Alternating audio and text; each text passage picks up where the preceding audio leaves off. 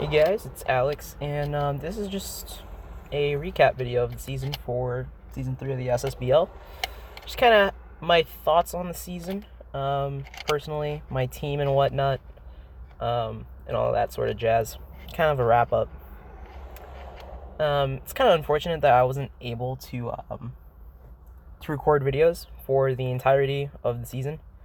Kind of sucked, but it was final few weeks of school. Really hit me hard.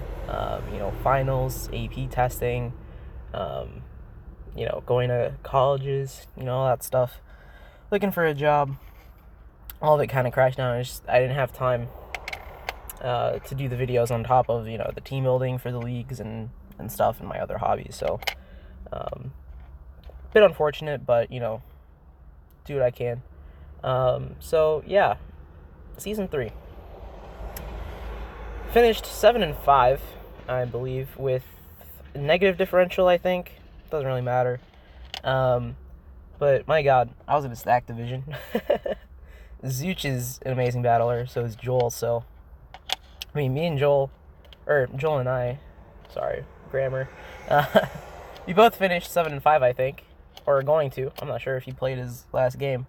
But yeah, it was super close. In my game versus Joel, I played pretty bad in that one. Not gonna lie, I sacked the Talonflame.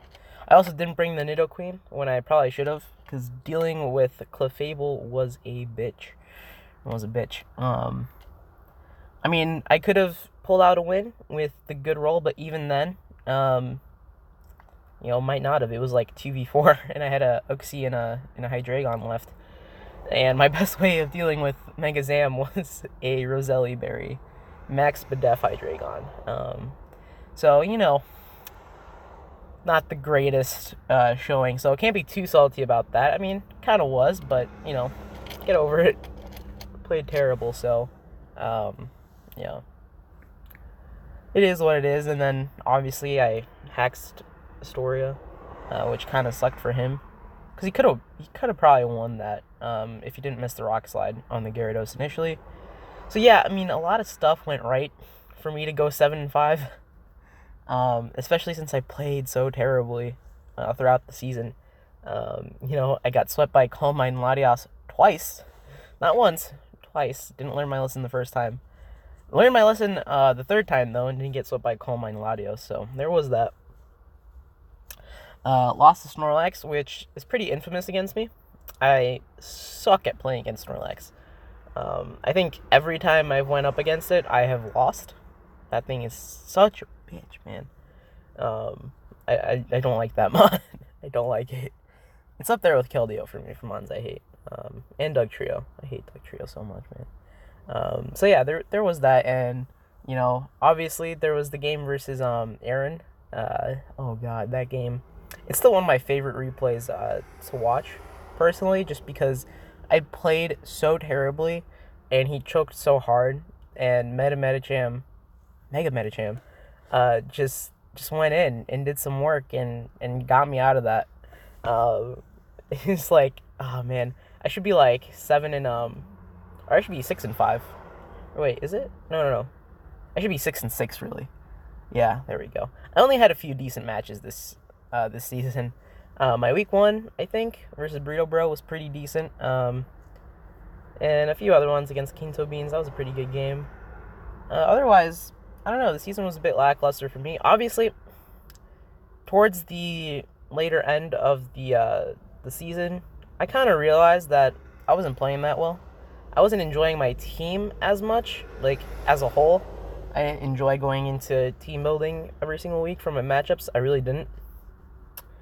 And so, I kind of settled for it. I just want to go above 500, I want to get at least, more wins than losses.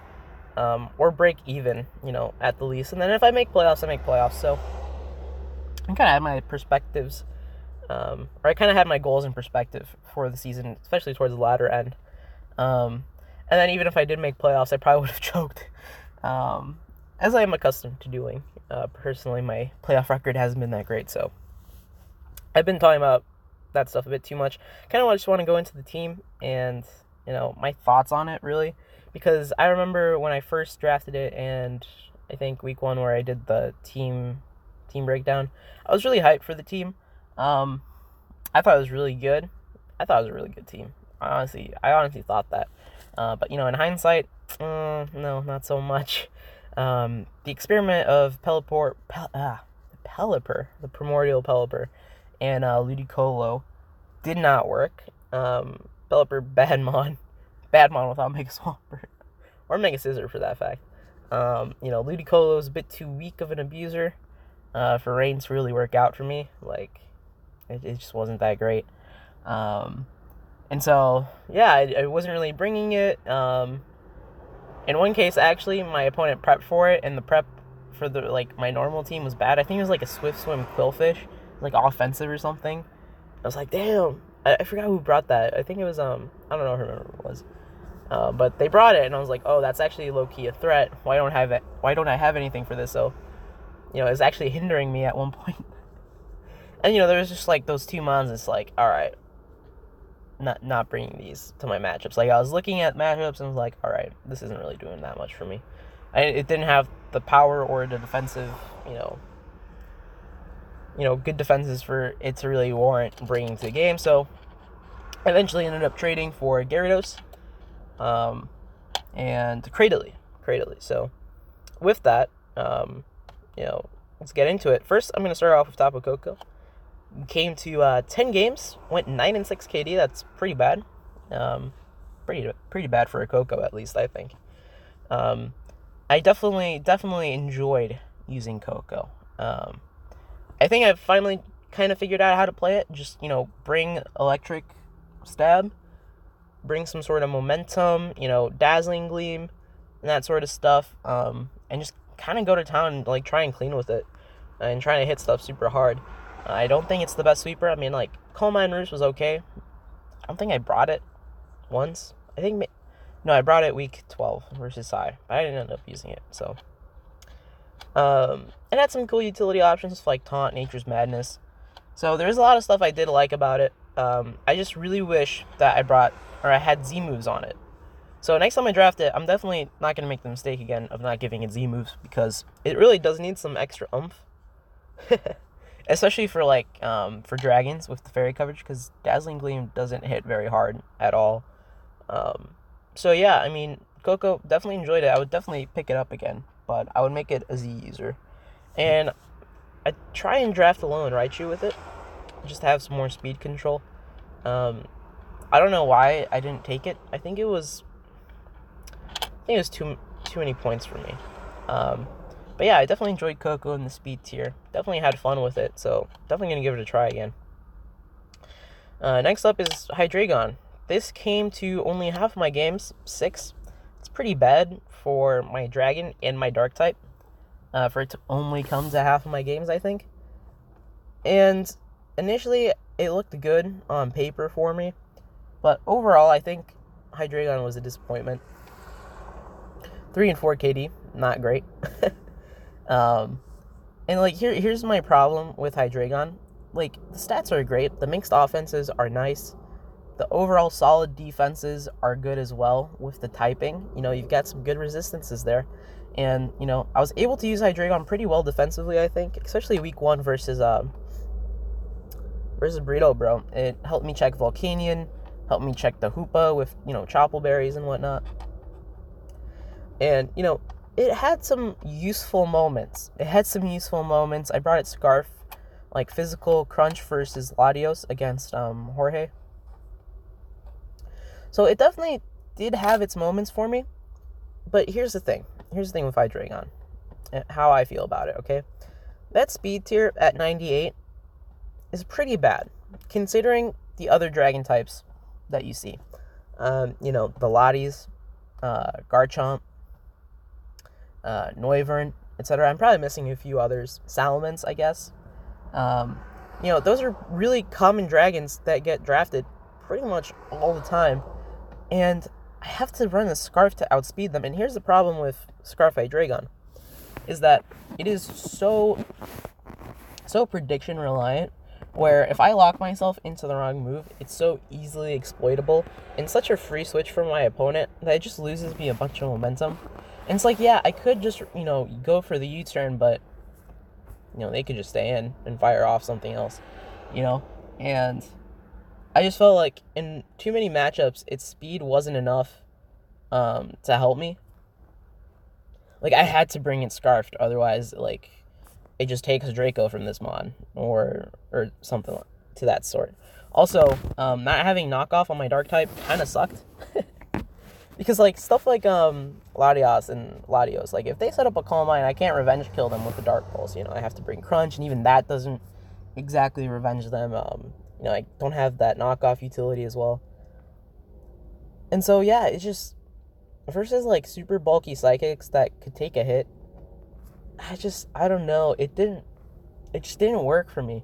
You know what I mean? Like, Scarf, again, as I said, I felt like I had to bring it in so many matchups, for it to, like, be useful and to actually, deal with their dragons or something like that, that it just ended up being too exploitable, you know what I mean? Like, for example, versus Joel, this past week, this was the most recent one I remember.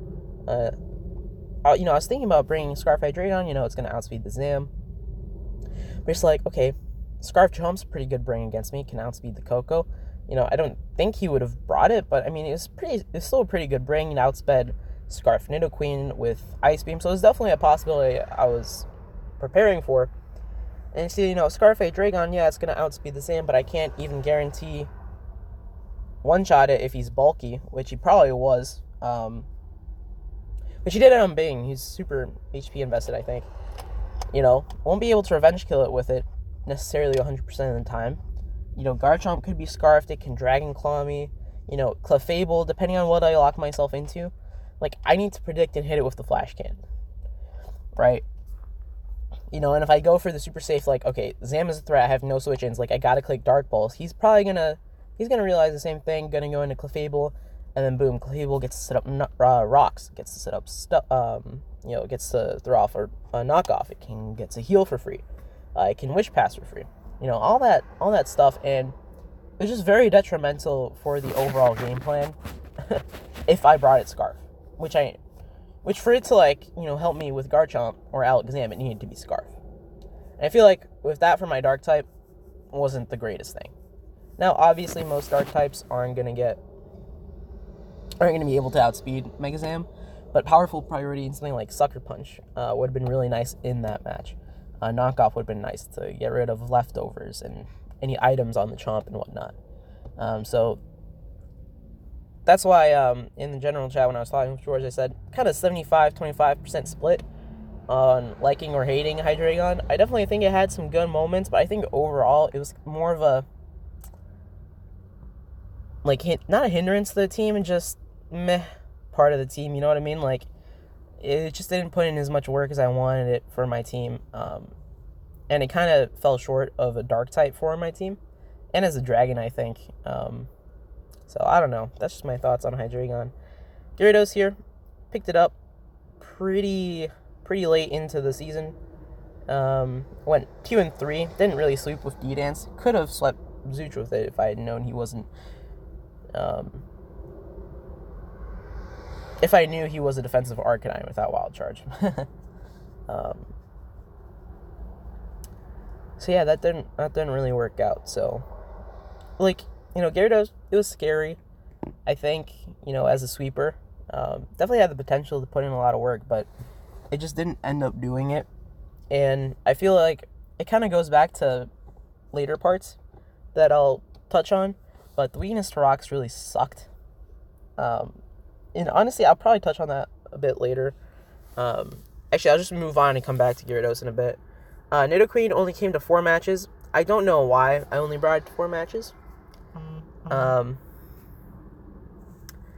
So, yeah, I don't know. I don't know why it only came to 4. I definitely could have came versus Joel. It didn't. I felt like I underutilized it, and I felt part of it was because I tried to prioritize other members that I thought had good matchups, and I thought I was just kind of scared to bring Nidoqueen. I don't know why. It was very weird. Again, my whole everything was kind of messed up and weird this season for me, especially with like school and stuff. Let's speed this up a little bit, but Nidoqueen is a great mon that I just didn't use that much, and that was pretty bad on my part. Only coming to what not even a third of my games, something like that. Or a fourth of my games, right? Yeah, it only came to a fourth. I don't know, but it definitely underperformed, and I don't think it's any part because of Nidoqueen. I think it's a good mon. I think that was just me underutilizing it. So there's that. Uxie came to 9 games, went 2-9. Kind of expected. I really like this mon. Had rocks, U-turn, knockoff, just enough coverage to help me versus certain threats. It was a good bulky psychic for my team. I definitely draft this thing again. I definitely could use a Wish Passer, and a Cleric in general, but, I really enjoyed it. It was really nice utility, and having rocks really helped. Memento is pretty cool too, so, I definitely draft this thing again. Definitely one of the mons I really liked using. And I felt like I had to bring, because it had such good defenses. I definitely like this better than Cresselia. I hate Cresselia so much. I definitely think this is better than Cresselia. Even though both are set up fodder for mons, it's alright. It's alright. So, going on to Fortress. The mon I think I brought the least, only 3 games. Went 1-3. Man, okay, Fortress, it's kind of feel like Hydreigon, but worse. It looked good on paper. Had every hazard, had momentum. But then you go into the matchups and realize, what the is this doing for me? What is it doing for me? It can't really hit anything hard that doesn't get hit by Gyro Ball. It's kind of useless, defensive fodder. It doesn't have any reliable recovery. You have to run lefties. They can just bring in an HP fire. And, in the case versus, a mon like Garchomp, where it's okay, I need a really good defensive threat, or a defensive wall to kind of deal with it. Obviously I have Uxie, but I can't even bring Fortress versus that. When it would be good versus Clefable. That can just run Flamethrower. If it's Calm Mind, Moonblast, Flamethrower set, that puts it in work. Garchomp was mixed, you later revealed to me, with Flamethrower, so it's Fortress just always seemed like dead weight in matchups, so it never came. And I just think it's kind of a bad mon. Honestly, I really do. You can't even take +2 EQs well. I mean, yeah, it's neutral, but you know what I mean. So, yeah, definitely didn't like Fortress. Never picking this thing up again. Ever. Even if I need, a rocker. If I need a rocker, I've done something really bad, if it has to be Fortress. But, yeah. Going on to Miltank. It was a good mon. It was a fine mon. Thick Fat was nice. Sapsipper was okay. For certain matchups, I think. I don't think I brought Sapsipper, but it was nice. It's got Curse, which can do some work. It's got Milk Drink, reliable recovery, which is really nice. It has Heal Bell, which is amazing. It can act as a cleric for my Uxie if it gets toxic, which is something Uxie does not like, is toxic. And so yeah, it was just, another Pokemon that could bring rocks. So I definitely liked Miltank. I would definitely draft it again. No complaints here. Lycanroc midday, offensive Z option. Speed tier is nice. The coverage is decent. Just wish it had Ice Fang. It would be perfect if it had Ice Fang. But no. And it actually went 3-0, which is hilarious. And it cleaned up versus Astoria pretty well there. What is it, week 10? So, I definitely like it. It's got good priority. It's a nice solid rock type. I don't know if I prefer it over Aerodactyl, because I've been using Aerodactyl pretty extensively. But definitely having that priority rock coverage comes in so clutch in some matchups. It's nice. It doesn't come to every game, but, when it does come, I can definitely put in some work with, SD and stuff, in a Cell Rock. So, I definitely liked it. Definitely would pick it up again. I definitely think Dusk is probably better, just because it hits just that tiny bit harder, and it doesn't really need that 2 extra speed. Base speed, 110, 112 doesn't really make too much of a difference, in my opinion. And it would just rather prefer the Tough Claws boost. So yeah, Lycanroc, it's definitely a cool mon that I would take again. I'm going to skip Talonflame for at the end here in a second. Talk about Cradily. My friends, Well, my friend, he hates Cradily so much. He says it's an unmon. I actually think it's pretty nice. Having reliable recovery outside of Synthesis is nice. Having access to Stealth Rocks is nice. The typing in general is pretty okay. Neutrality to ground kind of sucks, but I had enough levitating Mons, and Mons just immune in general, to where I didn't need my grass type to resist. I thought it was solid. It had SDs to break through some super bulky waters like Suicune. I remember I brought this versus Psy. The first time with SD, Bullet Seed to deal with like sub Suicune, and then Curse to kind of clean up week 12. I definitely think it's a good mod. It's a good water just switching because of Storm Drain, which is nice. And then setup, you can just run Suction Cuffs and you can't get phased out, which is super nice. So yeah, I definitely like this mod. Not much to say about it other than that. Now on to Mega Metacham. Came to 9 games. Went 16-4. Really proud of that. Had so much fun just clicking, mashing buttons. This thing has like no switch-ins. Except weak armor Manda Buzz. Right now with that Brave Bird. So yeah, I definitely enjoyed it. Not gonna spend too much time on it. Definitely will draft it again. And so last up is Talonflame. I hated Talonflame. Not gonna lie. That 4 times weakness to rocks is so terrible. Especially when my best hazard removal is Fortress. Which, mind you, never came. Ever. Like, I felt like it could never come. So, there was that. My best Benner could not come. And then we had the problems with Hydreigon, where I didn't feel like it could come either. And then I would have 4 move slot syndrome, and it's like, okay, I can't really replace any of these coverage moves even if I wanted to for defog. And then you had Coco, which I didn't want to, waste a slot on defog on that either, but sometimes I had to. And then it's just like, if I brought defog on Hydreigon or Coco, it's just like, man, it was almost never worth it to just like click defog. I felt like, and with Talonflame, like on paper, it had so many good matchups, and I think I fell for that. Where it's like, oh, okay, this is gonna be really good. Okay, to be fair, it was really good versus Kinto and dealing with the Florges that he had. And in theory, it did pretty well versus Clefable against Joel. But it's 4 times weak to rocks. And you gotta find a way to keep rocks off. And my team wasn't the best at that. And so I feel like with proper team support and just better hazard removers, it could definitely be better. But I just don't think it's for me. I don't think it's for me. George should have listened to your advice and taken Magmortar. Like, if I had taken Magmortar at the beginning of the season and not Talonflame, I would have brought Nidoqueen 100%, I feel like, against Joel. And maybe had a better chance of winning. And maybe playoffs. Who knows? So, yeah. Talonflame, offensively, too weak. Needs setup. Weak to rocks. Takes recoil. Gale Wings is bad ability. Like, again, I think it's another case like Hydreigon where it's like 75-25, although this time I think it's like 90-10 in terms of my dislike to like ratio. It was good for Mega Mawile week 1. It was okay. It was meh.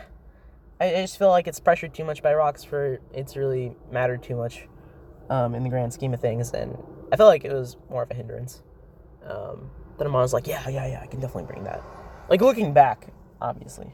Looking back at it. So, and that kind of goes with my problem with Gyarados, is, I just didn't have reliable hazard removers, and so every time I kind of wanted to try and sweep, I had to take 25 from rocks, and that really sucked for Gyarados. So, yeah, in hindsight, probably should have drafted just regular for Alligator